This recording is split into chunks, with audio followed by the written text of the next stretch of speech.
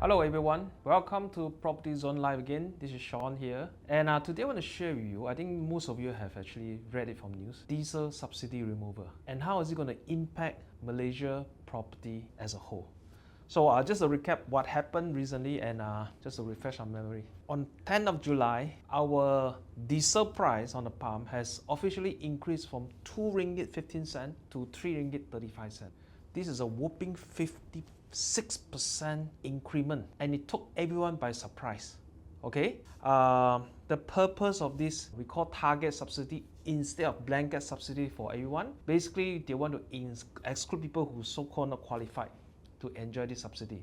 People like T20, the highest income group of Malaysia, foreigner who come to Malaysia and enjoy the cheap diesel price. And of course, the major part of it is to curb the smuggling activities. By doing this, they are basically addressing the fiscal deficit in Malaysia account, and they expect to save about 4 billion a year on this. Of course, I think some of you are like me. When the news was announced, it caught everyone by surprise, and the increment amount to the extent of it, the 56% or the 1 ringgit 20 cents is actually a lot. So this creates an anxiety whether massive inflation is coming, because ultimately this is the highest ever price increment in Malaysia history overnight, from 2 ringgit 15 cent to 335. I'm not sure how many of you remember the last time we have a 40% increment for both diesel and petrol was back in 2008. How many of you remember that people are queuing up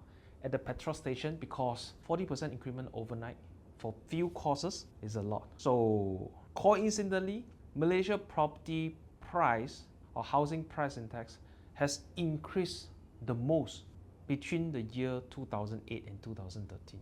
This is actually within the 5 years after the announcement of the 40% hike.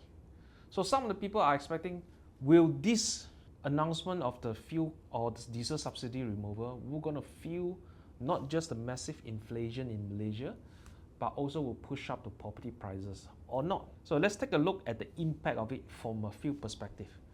So of course, the first thing is the material cost. As most of us will know, a property itself is never isolated industry. There are so many components, there are so many building materials required in order for a bricks and mortar property to be completed.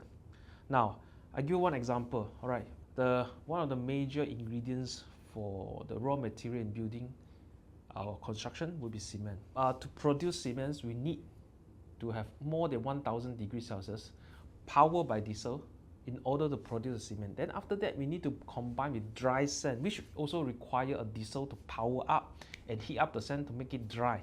And subsequently, we need to have a mixer, okay, using the diesel to power the truck to send to the construction site whatsoever. So it's an open secret.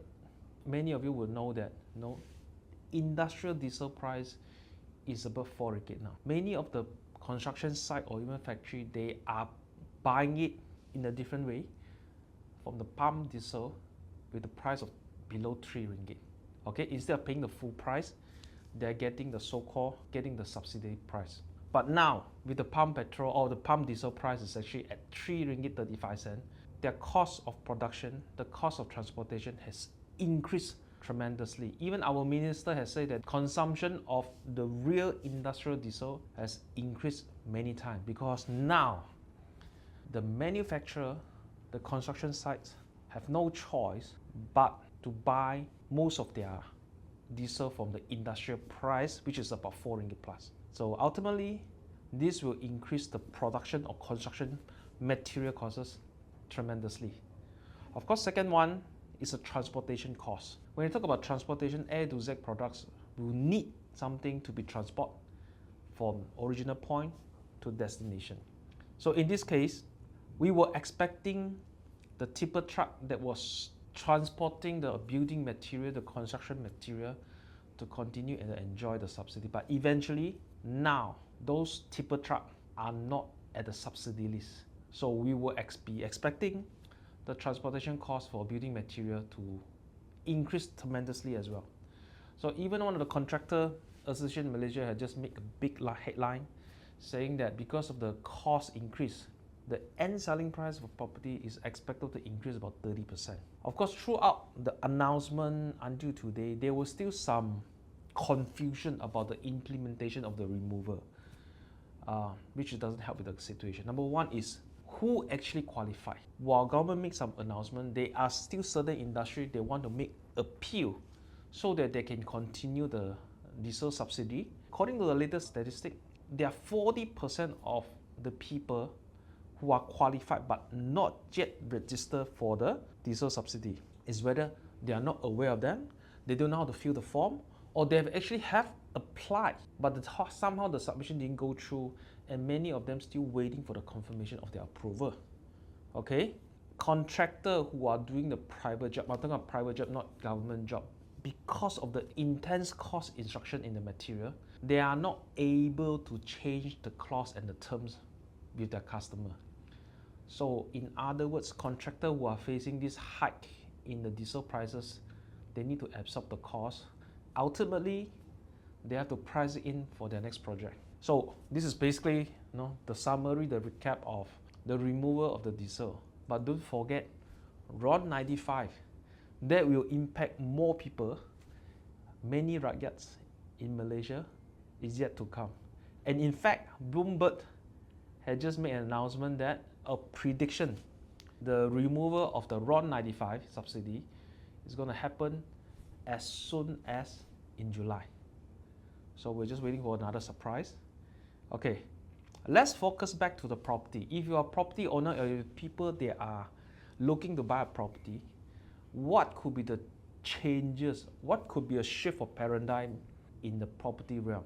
I think number one, transit-oriented development, or TOD, will be back into focus because it's getting more and more expensive to travel from point A to point B. If your traveling distance is far, you need to fork out more transportation costs when the fuel costs or the diesel process has gone up.